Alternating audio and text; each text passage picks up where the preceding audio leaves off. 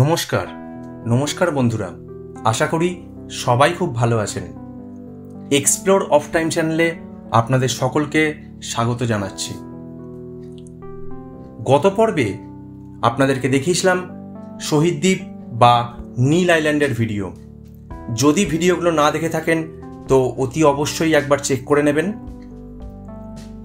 এই পর্বে থাকছে শহীদ দ্বীপ থেকে পোর্ট ব্লেয়ারের উদ্দেশ্যে আমরা রওনা দিয়েছি এবং সেইখান থেকে আমরা চলে যাব এশিয়ার সবথেকে বড় লার্জেস্ট সমিল এবং মেরিন অ্যাকোয়ারিয়াম। এই নিয়েই থাকছে আন্দামানের পঞ্চম পর্ব। তো চলুন বন্ধুরা, দেরি না করে শুরু করা যাক।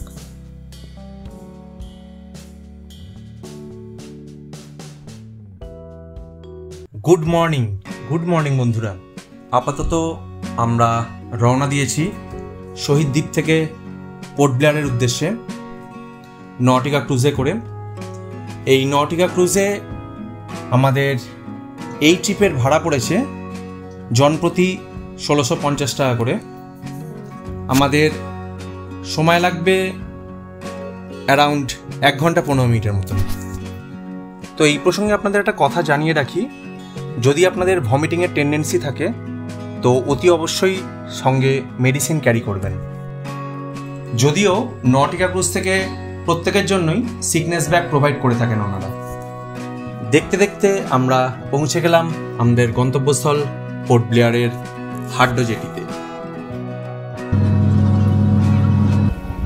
এই দেখুন বন্ধুরা, চাতাম সমিলের সামনে চলে এসেছি, মেয়েকে নিয়ে দাঁড়িয়ে আছি, প্রচণ্ড রোদ।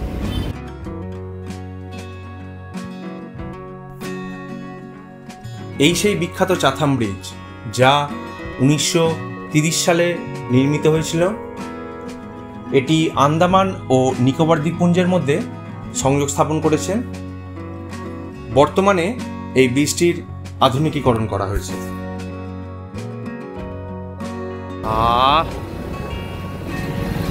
মন জুড়িয়ে দিচ্ছে, এত হাওয়া বলে বোঝাতে পারবো। তো বন্ধুরা, এখন চলে এসেছি চাথাম সমিলে, এশিয়ার লার্জেস্ট সমিল। ভাবতে সত্যি অবাক লাগে যে কাঠের কিছু লগ ও করাত মেশিনের অসহনীয় শব্দ ছাড়া করাত কলের এমন কি বিশেষত্ব আছে যা গুরুত্বপূর্ণ পর্যটন কেন্দ্রে পরিণত হয়েছে এই পোর্ট ব্লেয়ারে। ট্রলি করা আছে।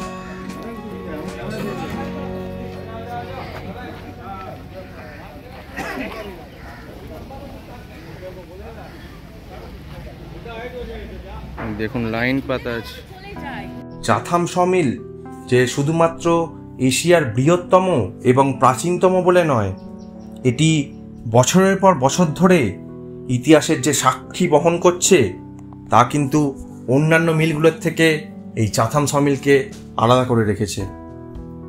চাথাম সরকার, যা ১৮৮৩ সালে প্রতিষ্ঠিত হয়েছিল, যা চাথাম দ্বীপপুঞ্জে অবস্থান করছিল, এবং এইটি এই মুহূর্তে পোর্ট ব্লেয়ারের বন বিভাগের তত্ত্বাবধানে রয়েছে।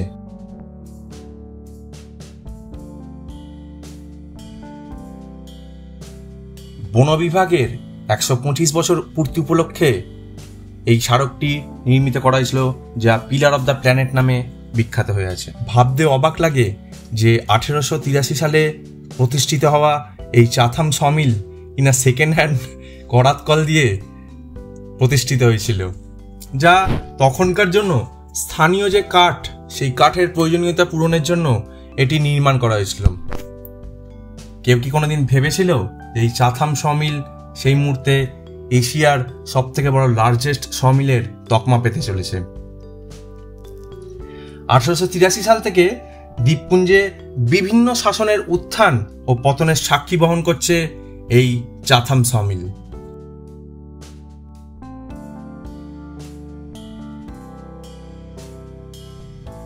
এগুলো গাছের গুঁড়ি, এগুলো চেরাই করা কাঠ।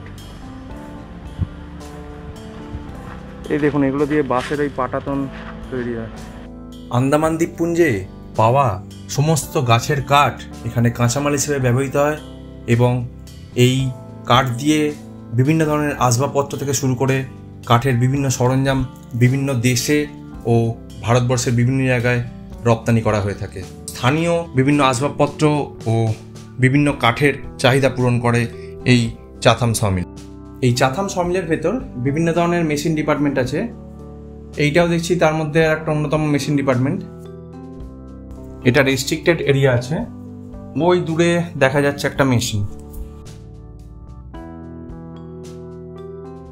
দ্বিতীয় বিশ্বযুদ্ধের সময় জাপানিরা 1942 সালের 10ই মার্চ এই চাথাম সমিলে বোমা বর্ষণ করে, যার দরুন অনেক শ্রমিক মারা যায়। প্রায় ঘণ্টাব্যাপী বোমা বর্ষণের দরুন অন্তর্নিহিত সমুদ্রের জল বেরিয়ে আসতে থাকে। 1942 সাল থেকে 1945 সাল পর্যন্ত এই চাথাম সমিল জাপানিদের নিয়ন্ত্রণে ছিল। ঠিক সেই সময় দ্বিতীয় বিশ্বযুদ্ধের সময় তারা এই বাংকারগুলোকে তৈরি করে।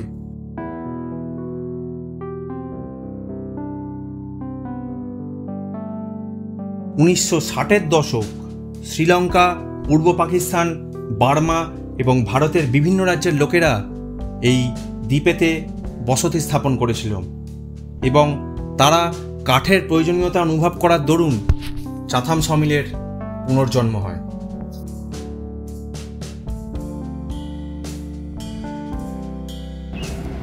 ডক এরিয়া, জাহাজে করে মালপত্র আসে এবং এই ইয়ার্ডে নামানো হয়। দেখুন এই যে ক্রেনটাকে দেখছেন, এটাকে বলা হয় গ্যান্ট্রি ক্রেন। এই ক্রেনের সাহায্যে জাহাজ থেকে কন্টেনার ওঠানো নামানোর কাজ করা হয়ে থাকে।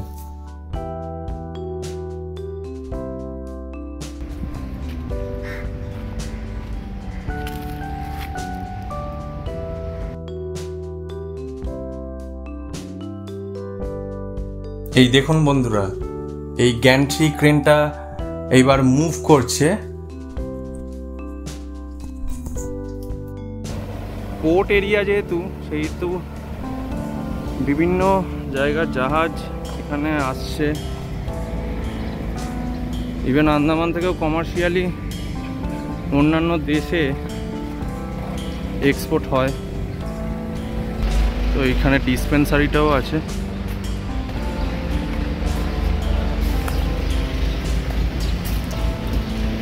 বেশ কিছু কাঠের জায়গা, যেহেতু সুন্দর করে সমস্ত এগুলো সাজানো আছে।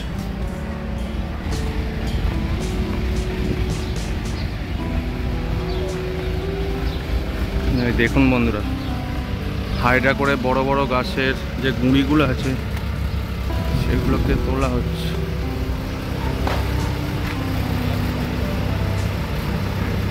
তো এটা তো একটা জাস্ট ঝলক দেখালাম, ভেতরে কি হয় সেটা হয়তো দাঁড়িয়ে দেখার আমাদের সময় নেই।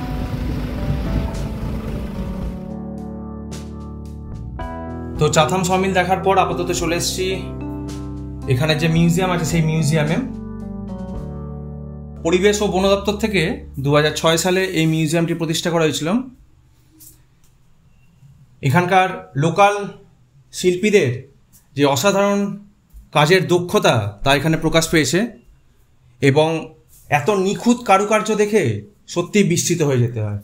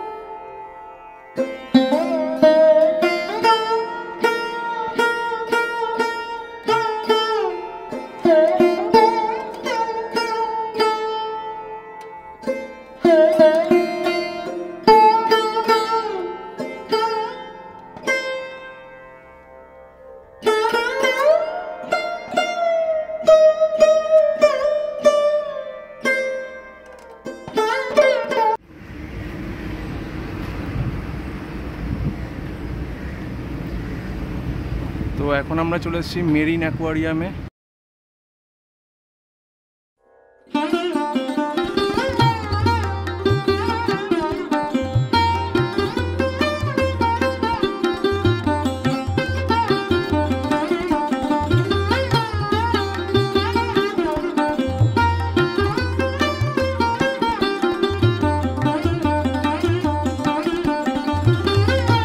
চাথাম সমিল দেখে চলে এলাম মেরিন অ্যাকোয়ারিয়ামে।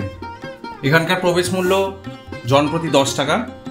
এখানে এসে বিভিন্ন সামুদ্রিক মাছ, কোরাল এবং সামুদ্রিক বিভিন্ন মাছের জীবাশ্ম প্রত্যক্ষ করলাম।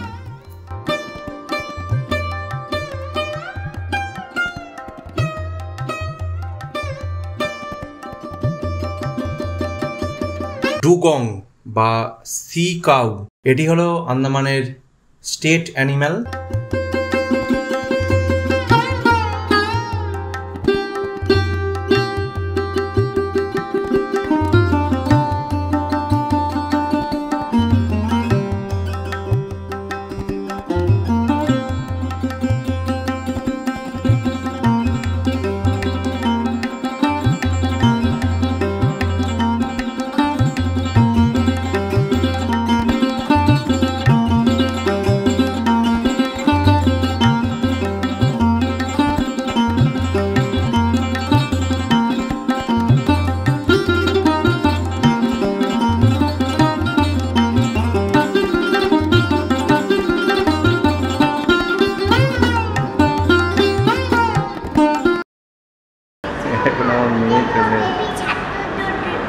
Baby shark doo doo doo two.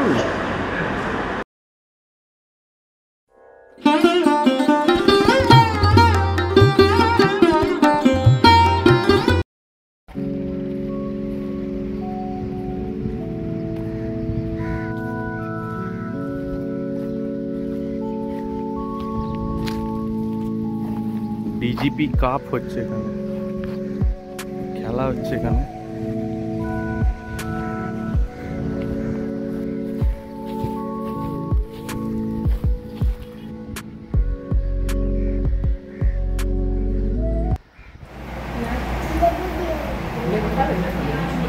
মা খাইয়ে দিচ্ছে এখন।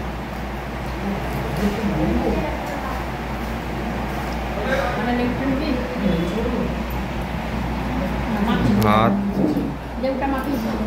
আলু ফুলকপির তরকারি, ডাল, আলু করলা ভাজা। প্রচন্ড গরম, লেবু খুব দরকার গরমে।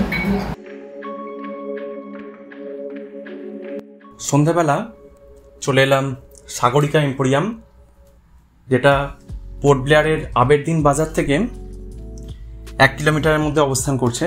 এখানে আপনি লোকাল লোকেদের হস্তশিল্পের বেশ কিছু নৈপুণ্যতা দেখতে পাবেন। এখানে বিভিন্ন ধরনের সুভেনিয়ার বিক্রি হচ্ছে, কিন্তু দুর্ভাগ্যবশত এখানে কোনোরকম কোনো দর কষাকষির কোনো জায়গা নেই। সমস্তটাই ফিক্সড রেট এবং জিনিসগুলোর দাম বেশ চড়া।